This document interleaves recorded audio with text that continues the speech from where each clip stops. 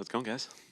Hey, Kellen, you've gone against the Cowboys last year. When you're seeing that and returning back there again, how much of it is a game trying to not have Mike McCarthy trying to guess what you're doing, having worked with him for so long, and that guessing game trying to evolve as you go along?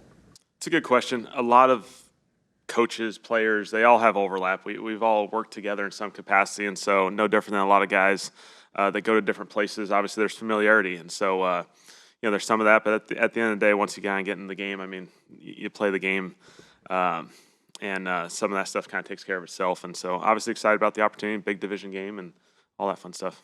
What did you like about Cooper Rush when you were around him? Coop's a really smart player. He has a great feel for the game, anticipation, vision, feel for what the defense is doing. I think he puts himself in a really good position. He can handle volume from an offensive game plan perspective. Obviously, when Coop's gone in there, he's had success, and so it'll still be a challenge for us. In terms of your game plan preparation, you took an Excel course to, I don't know, was that why did you do that, and how's that helped you?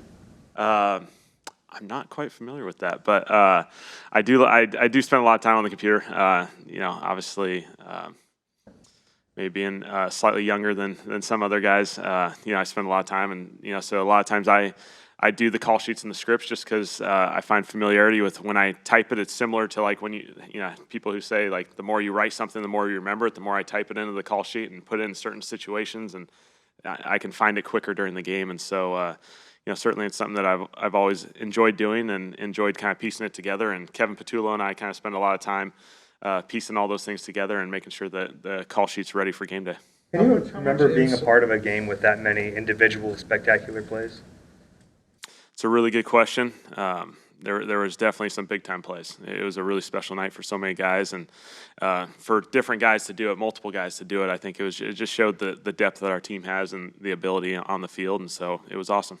How much more insight are you able to give, like Nick and maybe Vic, as far as the Cowboys personnel? Than obviously they play them twice a year, so they probably know them pretty well. But are you able to give more insight? Being a division opponent, there's already a lot of familiarity, and then obviously being 2 years removed from a place, rosters change quickly, and so obviously there's certain players that have been there that I'm familiar with, but there's certainly a handful and a number of guys that have come in over the course of the last 2 years, and so obviously it's a division game in the sense that both teams know each other very, very well, and it'll be fun. When a play's not working like the quarterback sneak was the other night as effectively as you want it to be, what's the thought process between trying to stick to it and doing independent or abandoning it and trying something else? Just trying to take it case by case and evaluate, the why, and certainly that's something that within the game you have to make quick decisions.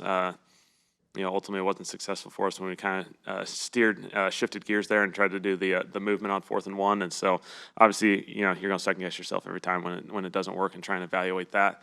But from the standpoint of game planning, can we make any adjustments with it? Is there anything else that we can add to the package within that situation? And so just continue to evaluate it. What was the why behind it? I'm sure you guys looked at it pretty extensively. Was it something the Jaguars were doing, or was it some execution errors? We'll continue to evaluate it as the week progresses. Usually we get into our short yards packages later in the week, but I think a combination of certainly there's always going to be things that we feel like we can improve on our side. I thought they did an excellent job from their standpoint of creating some movement and some push there, and so obviously it wasn't successful, and we'll evaluate and find our next solution. Are you surprised at all that the variations off that haven't worked that well, and you haven't been able to get an explosive off it, and do you have any theories as to why?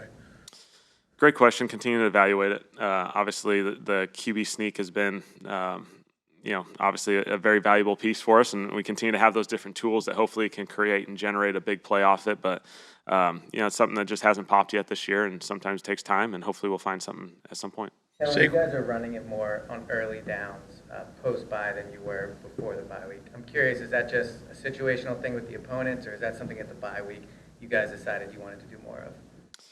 We're constantly trying to evaluate our rhythm throughout each and every game, and felt like some of the run game on early downs has obviously generated some very positive situations. I feel like we put ourselves in more manageable third downs because of how we played first and second down. The play action game is obviously still critical to those situations. I think when you are able to tie those two together from a presentation and a threat standpoint, huge advantages. Obviously, we're running the football well at times, and so when you do have that ability to control the line of scrimmage, and our guys can just run off the ball and play physical, and you definitely want to embrace that. Kellen, I know you're the play caller, but when it comes to maybe making a big-time change in terms of, like, you know what, we need to run more on early downs, how involved is Nick in those conversations? Every single one of us is together on this thing, and so it takes everyone. It takes everyone having those conversations, talking through it. And sometimes games take different flows. Obviously, we go into games with certainly the ability to throw it a lot or run it a lot. We have an indication of how we maybe want to go into it, but sometimes those adjustments have to go within the game, and it's certainly when you run the football as successful as we had on a couple of these games, not every single time, but when we have those successes, hopefully we can build on them and continue to attack the defense in that manner. Bring plays to players, it seems like that helps generate some motivation from them. Like, why do you think that is kind of your approach? Is that from your playing career? Like, what kind of led to you in that approach?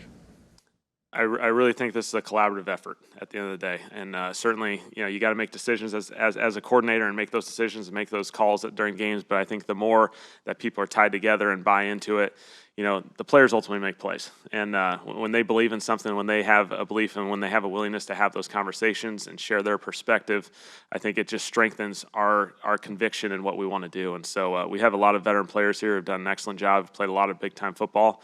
And they got a lot of experiences that we can lean on. Kellen, Saquon's such a violent runner, and he embraces contact sometimes, it seems like. He's at 22 touches per game. Are you good with that number, and how closely do you monitor that? Saquon's done a phenomenal job, especially in some of these games where he's had higher workloads. Obviously, it's something that we'll have to monitor and be aware of during the week. I think we do an excellent job, through the week as far as getting him ready to go on Sunday. He does an excellent job with his preparation, really impressive preparation, the way he handles it. And we'll see how it goes. We were really excited and animated when Saquon scored on the draw play, the 3rd and 17. Why did that play excite you so much? And it's a 3rd and 17 run.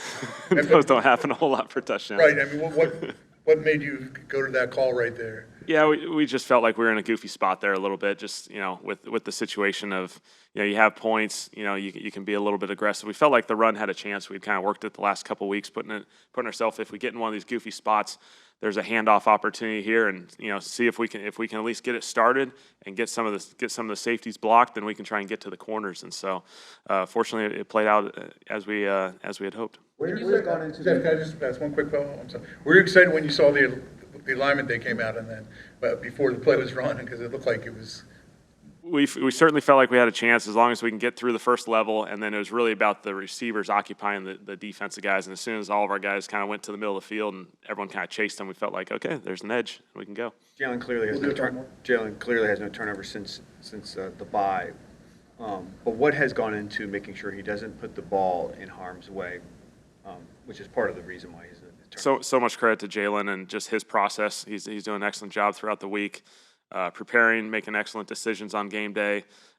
He's aggressive. He's still aggressive. He's given ourselves opportunities downfield. I think we've been able to create some really, really positive, explosive plays in the pass game, and we haven't lost any of that while he's still protecting the football. And so all the credit goes to him and making excellent decisions. When you have a player as talented as Saquon, what does it take from Jamal Singleton to help him maximize that talent? Jamal's obviously a huge aspect of this. Jamal does an excellent job preparing him, throughout the week from the film and the classroom standpoint, but also, when his volume maybe is a little bit less on a Wednesday or Thursday on occasional, week when he needs to kind of, physically recover as the week goes on. And so credit to those guys. They do an excellent job preparing him, putting him in best position to be successful and ready to rock and roll on Sunday. When you look back at the 2 4th down attempts, do you feel like those were the right play calls in that moment, and why do you feel like they didn't work out? Yeah, any critical situation, we're always going to evaluate those. We've had a ton of success this year on these 4th downs, similar games where they've shifted the gears of a game at New York, at Cincinnati, all those different things. It didn't work out. And so obviously you're going to be hypercritical of yourself, try and put ourselves in the best position to be successful, to maybe adjust the play call, or how can I put ourselves in a better situation. And so, ultimately we didn't get it done, and, we'll continue to find new avenues to take. All right, thank you. All right, thank you.